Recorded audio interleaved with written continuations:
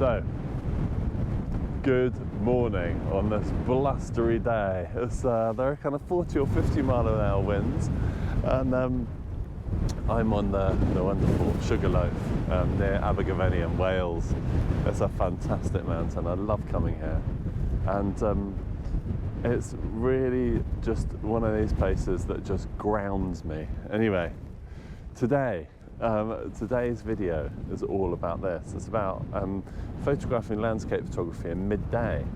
Lots of people, including myself, always go out during sunrise or sunset.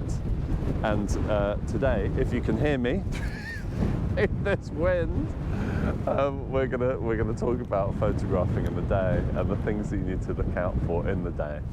Now, as I speak, there are some beautiful cloud formations coming over this way. I'll just take you around and show you. So look at that. Isn't that gorgeous?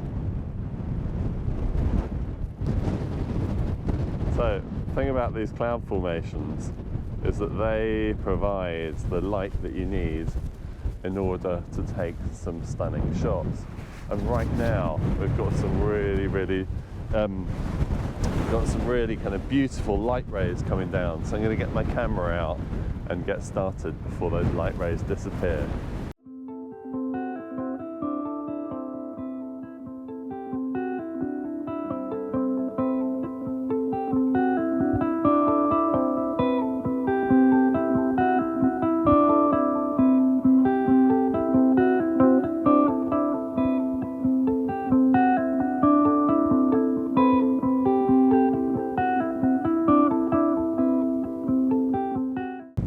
So, as you can see from those photographs I've taken, the thing about photographing in the day is, yeah, you've got a slightly kind of bright light coming in right now as I'm speaking to you. I'm a little bit silhouetted against the sky, sorry. But what you need to do is you need to think about first of all, opportune moments like that, when the light is just right, and you just think, right, just get your camera out and go for it. Don't hesitate too much, because the light changes so quickly, especially in high wind. The next thing is, and lots of people have said this, but it's true, going telephoto and zooming into your landscape is really important. So, like some of the examples I just put up on the screen, zooming into that space is essential. Now, sometimes the zooming in can eradicate the sky as well. So if you've got a plain cloud sky, like a very kind of grey sky, or if you've got a plain blue sky, zooming into the details in the landscape is another fantastic thing that you can do. Now today I'm going to look for colour, I'm going to look for light. I'm going to try as much as I can to photograph away from the sun and just photograph the effect that the light of the sun is having on the landscape. And as I'm walking along here, look at these beautiful hills here, the way that they're just constantly changing, and the sun is moving along them. At this point, there's no sun on those fields actually, the sun is now gone. And then here, some of the wild horses from the area, they're beauties. Now, this is another opportunity, another landscape opportunity, and this is something that I was going to talk about later, but I'm going to talk about it now, and that is making your foreground interesting, putting something into your foreground that will really bring out the photography regardless of the fact whether you've got perfect weather conditions or not. So what I'm going to do now is I'm going to try and quietly approach these horses and try and use them in the foreground of my shot. They're beauties.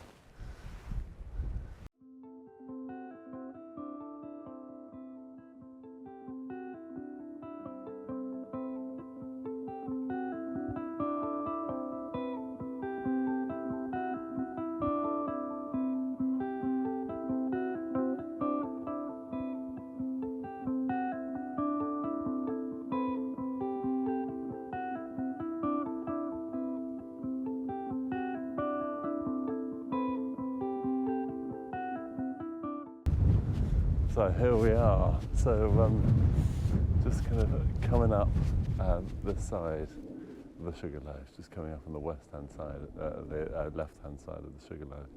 It's a beautiful view up there. It really is stunning the way that the landscape just keeps on changing. The skies keep on rolling across from different angles. Having said that, you know, photographing in the middle of the day can be quite tricky. Today probably isn't one of those days because there's such lovely light and different angles that the light is coming from. So no, I'm loving it at the moment. It's fantastic. So what I'm going to try and do is I'm going to try and zoom into those details, zoom into those patches of light. Try not to use the harshness of photographing into the sun, and just using the reflective qualities of the sun to pick up on things like this beautiful bracken and the different kind of patchwork hills and the patterns that the clouds make. So let's go for it and see what we can find. I don't know if you can hear me, but I'm at the top, and at the top it's spectacularly windy. Holy moly, I've been pushed around. So it is absolutely beautiful. It's super, super windy at the moment. I'm holding my mic because I think the mic's going to blow away. My camera's going to blow away if I'm not careful.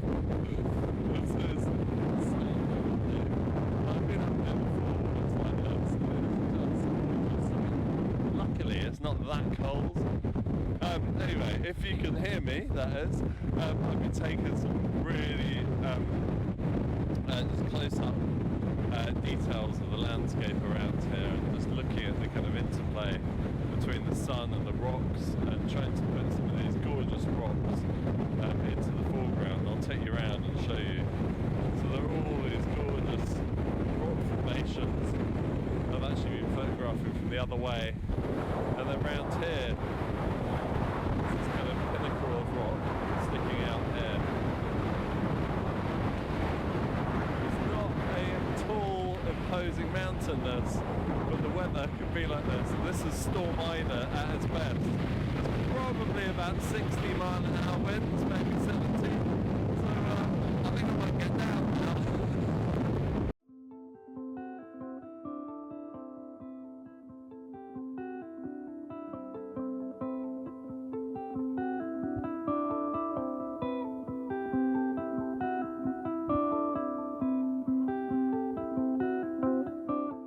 So, there was I, thinking the wind was going to calm down. I'm not sure if it is. I hope you could hear me at the top of the mountain anyway. So, today, photographing the day. It can be glorious like it is today. I think the most important things is celebrate the under or overexposure and try and zoom in to the scene to get as good an exposure as you can where the light is really bright. If the light is intentionally bright, just go for it. Just make a kind of really kind of blown out, interesting, almost semi-abstract composition. And the whole thing about blue skies do create a bit of a kind of deadens the landscape slightly, but you can always get, I mean, if you've got blue sky, then you've got fantastic quality of light. So looking for shadows and looking for contrast. And lastly, using your foreground. So if you've got an interesting foreground, like here, we've got these, have these beautiful rock formations on top, trying to make the most of those. Trying to put in slightly less sky, so there's less of an exposure difference between the two.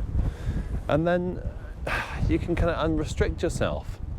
You don't have to get up at, 2 o'clock in the morning and drive and walk up a mountain in the dark like I do many, many times. I mean, I love that, and it's got its own special magic, really. And I do it not just to get a sunrise, I do it for the actual character of the landscape at that particular time. It's so peaceful.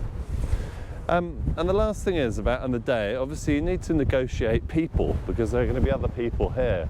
Unlike first thing in the morning, you're normally there by yourself. There's going to be other people around, and I think that, you know, either waiting for them to go or just putting them in the shot and making the shot as kind of realistic as possible is the way forward. So,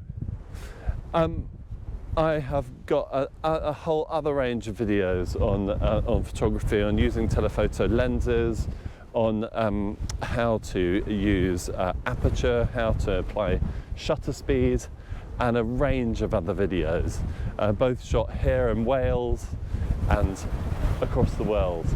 And please, if you can, click on the link that I'm just about to put up on the screen. Please like and subscribe, and I'll see you on the next video. Bye for now.